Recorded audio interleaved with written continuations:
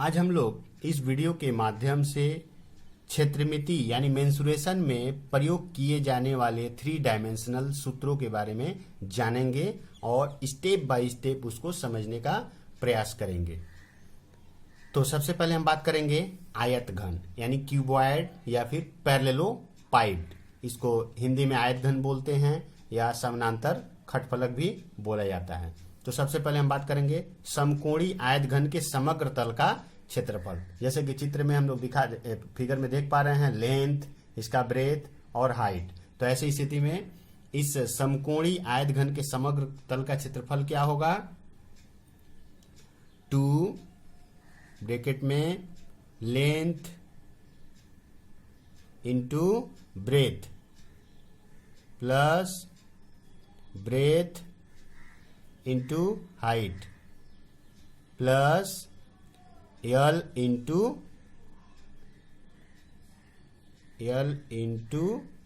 H, यानी लंबाई गुणे चौड़ाई प्लस चौड़ाई गुणे ऊंचाई प्लस लंबाई गुणे ऊंचाई। इसके बाद हम बात करेंगे समकोणी आयतघन के विकर्ण की लंबाई। विकर्ण की लंबाई क्या होगी? जैसे हम यहां पर देख पा रहे हैं, तो विकर्ण की लंबाई L स्क्वायर रूट में L square plus B square plus H square, ये होता है आयत घन के विकर्ण की लंबाई। अब इसके बाद समकोणी आयत घन का आयतन, यदि आयतन हमको निकालना हो तो क्या होगा? तो लंबाई गुणे चौड़ाई गुणे ऊंचाई यानी L into B into H। और जब भी हम लोग आयतन निकालते हैं तो इसका फार्मूला क्या होता है? घन इकाई और क्षेत्रफल में वर्ग इकाई। इसके बाद हम बात करेंगे क्यूब की। तो क्यूब और क्यूबॉइड में डिफरेंस क्या होता है? यहाँ लेंथ ब्रेथ हाइट यानी लंबाई चौड़ाई और ऊंचाई सब अलग अलग होता है, लेकिन इसमें सब सेम होता है। जैसे मैंने दिखाया है ए लंबाई ए, चौड़ाई भी ए, लेंथ ब्रेथ हाइट सब ए है। तो ऐसी स्थिति में घन के समग्र तल का क्षेत्रफल क्या होता है? 6 इंटू भुजा यानी ए, भुजा की लंबाई क्या है? ए स्क्वायर, यानी ये हो जाएगा 6a स्क्वायर। इसके बाद घन के विकर्ण की लंबाई, घन जो होता है उसके विकर्ण की लंबाई क्या होगा? फार्मूला क्या है? अगर हम लोग ऊपर के फार्मूला से ही लिखें तो ये होगा ए स्क्वायर प्लस ए स्क्वायर प्लस ए स्क्वायर, यानी length square plus breadth square plus height का स्क्वायर। अब इसको सॉल्व करेंगे तो 3a स्क्वायर होगा, तो ए बाहर निकल जाएगा और रूट के अंदर 3, यानी एक भुजा की लंबाई गुणे √3, ये होगा फार्मूला। इसके बाद है घन का आयतन। घन का आयतन क्या होता है? यहां पर जैसे हम लोग ऊपर में किए थे लेंथ ब्रेथ हाइट, तो यहां पर लेंथ ब्रेथ हाइट तीनों सेम है, तो ये क्यों हो गया? ये हो गया इसका आयतन। अब इसके बाद बात करेंगे घर के चारों दीवारों का क्षेत्रफल। यदि जैसे कोई घर हो तो उसके चारों दीवारों का क्षेत्रफल क्या होता है? तो उसके लिए फार्मूला है 2 ब्रैकेट में लंबाई प्लस चौड़ाई गुणे ऊंचाई। तो ये जो निकला 2 लंबाई प्लस चौड़ाई, तो ये हो गया आधार की परिसीमा गुणे ऊंचाई। यानी हम लोग इसको और क्या लिख सकते हैं? आधार की परिसीमा 2 इंटू लंबाई प्लस चौड़ाई मतलब हो गया आधार की परिसीमा गुणे ऊंचाई। ऐसा करने से हम लोग के घर के चारों दीवारों का क्षेत्रफल निकल जाएगा। अब इसके बाद हम बात करेंगे लंब वृत्ताकार बेलन यानी राइट सर्कुलर सिलेंडर की। तो लंब वृत्ताकार बेलन, जैसे मैंने यहाँ पर एक डायग्राम दिखाया है, एक लंब वृत्ताकार बेलन है, ये हाइट इसका दिखाया है, इसका रेडियस दिखाया है, ये इसका बेस है जो कि सर्कुलर है। तो ऐसे स्थिति में इसके वक्र तल का क्षेत्रफल, ये वक्र तल का मतलब ऐसे इसके ऊपर और नीचे छोड़ करके जो वक्र तल है उसका क्षेत्रफल क्या होता है? तो लंब वृत्ताकार बेलन का क्षेत्रफल का फार्मूला क्या होता है? 2 पाई आर एच। आर है रेडियस, एच है इसका ऊंचाई, तो ये हो जाएगा 2 पाई आर एच। इसके बाद लंब वृत्ताकार बेलन के संपूर्ण तल का क्षेत्रफल, तो ये वक्र तल तो रहेगा ही, संपूर्ण तल में ऊपर का भी हिस्सा आएगा और नीचे का भी हिस्सा आएगा, तो ये भी एक वृत्त है यानी पाई आर स्क्वायर, ये भी एक वृत्त है यानी पाई आर स्क्वायर, यानी 2 पाई आर एच के साथ संपूर्ण तल में 2 पाई आर एच के साथ 2 पाई आर स्क्वायर और ऐड हो जाएगा, क्योंकि ये दो नीचे का वृत्त, ऊपर का वृत्त का क्षेत्रफल और नीचे के वृत्त का क्षेत्रफल भी जुड़ जाएगा, तो ये हो जाएगा संपूर्ण तल का क्षेत्रफल। इसके बाद हम बात करते हैं बेलन के आयतन का फार्मूला। तो बेलन का आयतन का फार्मूला क्या होता है? आधार का क्षेत्रफल गुणे ऊंचाई। तो आधार का क्षेत्रफल क्या है? पाई आर स्क्वायर इंटू एच, या फिर इसको हम लोग क्या लिख सकते हैं? Pi R square H. ये हो जाएगा बेलन का आयतन, पाई आर स्क्वायर एच। अब हम बात करेंगे खोखले बेलन का आयतन, यानी यदि बेलन क्या हो? खोखला हो, तो ऐसी स्थिति में उसका आयतन क्या होगा? तो खोखले बेलन में दो बेलन, जैसे मैंने यहाँ पर एक दिखाने का प्रयास किया है, एक भीतर में एक रेडियस है, एक वृत्त है और एक बाहर में है, यानी दो तरह के वृत्त हैं, एक का रेडियस R1 है, एक का R2 है। जो बाहरी वाला हिस्सा है वो R1 दिखाया है मैंने, और जो भीतरी हिस्सा है R2 दिखाया है। तो ऐसी स्थिति में खोखले बेलन का आयतन क्या होगा? तो इसका फार्मूला होता है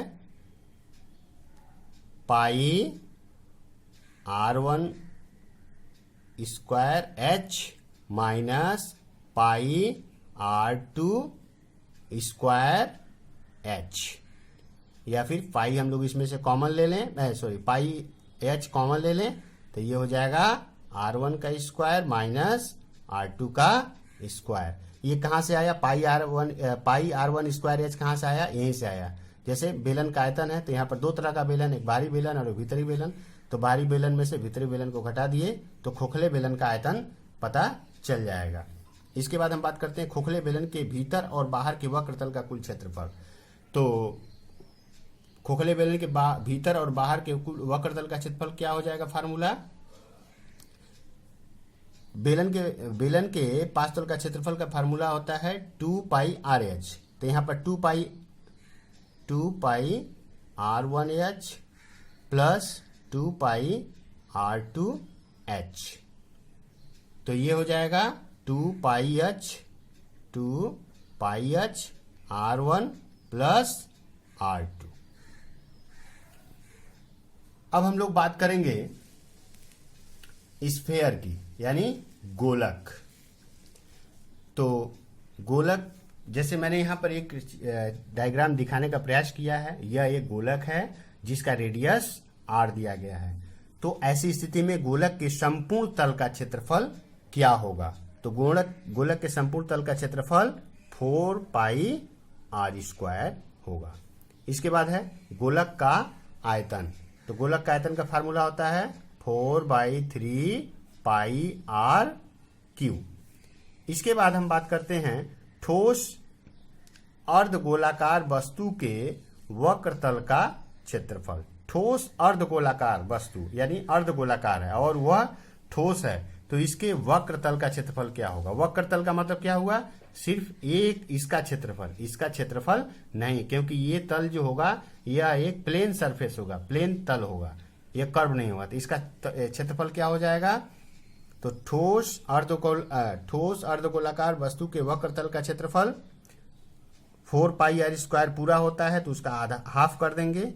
4 पाई आर स्क्वायर पूरा होता है, इसका हाफ कर देंगे, कटेगा, तो ये हो जाएगा 2 पाई आर स्क्वायर। इसके बाद ठोस अर्धगोलाकार वस्तु के संपूर्ण तल का क्षेत्रफल, यानी यदि इसके संपूर्ण तल का क्षेत्रफल निकालना हो तो क्या होगा? तो इसके संपूर्ण तल का क्षेत्रफल, तो ये जो अर्धगोलाकार का जो वक्र तल है यानी कर्व सरफेस जो है, इसका क्षेत्रफल निकला है 2 पाई आर स्क्वायर, और यह एक वृत्त है और तो इसका रेडियस r है, तो ये पाई आर स्क्वायर हो जाएगा। तो यानी 2 पाई आर स्क्वायर तो कर्व सरफेस है और प्लेन सरफेस जो है इसका r स्क्वायर हो जाएगा, तो ये हो जाएगा pi R square, sorry pi R square, तो ये हो जाएगा 3 पाई आर स्क्वायर। इसके बाद हम बात करते हैं खोखले गोलक को तैयार करने में लगे पदार्थ का आयतन। यदि कोई गोलक खोखला हो, जैसे यहाँ पर एक खोखले गोलक का दिखाया गया है, यह गोलक खोखला गोलक है, तो ऐसे स्थिति में इसमें जो पदार्थ, जिस पदार्थ से ये बना है उसका आयतन क्या होगा। तो यहाँ पर हमने 2 रेडियस दिखाया है, एक आउटर रेडियस और एक इनर रेडियस। तो ऐसी स्थिति में खोखले गोलक को तैयार करने में लगे पदार्थ का आयतन कैसे निकलेगा, 4/3 pi capital R cube minus small r cube. इसके बाद है अर्धगोलक का आयतन। तो अर्धगोलक का आयतन तो कोई दिक्कत ही नहीं है, पूरे गोलक का आयतन होता है 4/3 पाई आर क्यू। इसको हम लोग 2 से डिवाइड कर देंगे तो अर्धगोलक का पता चल जाएगा, तो इसे कटेगा तो ये हो जाएगा 2/3 पाई आर क्यू। और एक बात, जब भी हम लोग आयतन निकालते हैं तो आयतन में घन इकाई, यानी जो भी इकाई होता है उसके साथ घन लगाते हैं, और क्षेत्रफल में हमेशा जो भी इकाई हो वर्ग लगाते हैं, यानी वर्ग सेंटीमीटर, वर्ग मीटर, और आयतन में घन सेंटीमीटर, घन मीटर, इस तरह से यूज किया जाता है। ये सभी हम लोग के 3 डायमेंशनल महत्वपूर्ण फार्मूला क्षेत्रमिति के हैं, जो कि बहुत ही यूज किए जाते हैं क्वेश्चंस को सॉल्व करने में।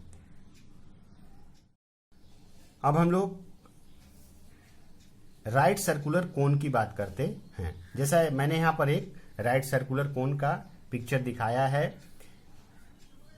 ये नीचे जो वृत्ताकार आधार जो बेस जो है उसका रेडियस r है, इसका हाइट h है, और इसका स्लैंट हाइट यानी तिर्यक ऊंचाई l है। तो ऐसी स्थिति में लंब वृत्ताकार शंकु के वक्र तल का क्षेत्रफल, वक्र तल का मतलब क्या हुआ, सिर्फ ऊपरी वाला हिस्सा है, नीचे वाला नहीं। तो इसका फार्मूला होता है पाई आर एल। इसके बाद है लंब वृत्ताकार शंकु के संपूर्ण तल का क्षेत्रफल। तो संपूर्ण तल में वक्र तल भी आएगा और ये जो आधार है यानी पाई आर स्क्वायर ये भी आएगा, यानी हम लोग कह सकते हैं pi R L plus pi R square. तो पाई आर इसमें से कॉमन ले लें हम लोग, पाई आर, तो ये हो जाएगा एल प्लस आर। इसके बाद हम बात करेंगे शंकु का आयतन। शंकु का आयतन का फार्मूला होता है 1/3 पाई आर स्क्वायर एच। इसके बाद है शंकु की ऊंचाई। यदि हमें शंकु की ऊंचाई निकालनी हो यानी एच निकालना हो तो कैसे निकलेगा। तो जैसे हम लोग देख पा रहे हैं यह एक समकोण त्रिभुज है, और इस त्रिभुज के लिए हम लोग पिथागोरस थ्योरम का यूज कर सकते हैं। हमको आर दिया गया है, एल दिया गया है, एच निकालना है, तो l square √(l² minus r square कर देने से हमारा काम हो जाएगा, यानी l square minus r square. ये हम लोग का हो गया मेंसुरेशन के महत्वपूर्ण सूत्र। और इन सभी सूत्रों का प्रयोग करके हम लोग 3 डायमेंशनल फिगर्स से रिलेटेड क्षेत्रमिति यानी मेंसुरेशन से सम्स को इजिली सॉल्व कर सकते हैं।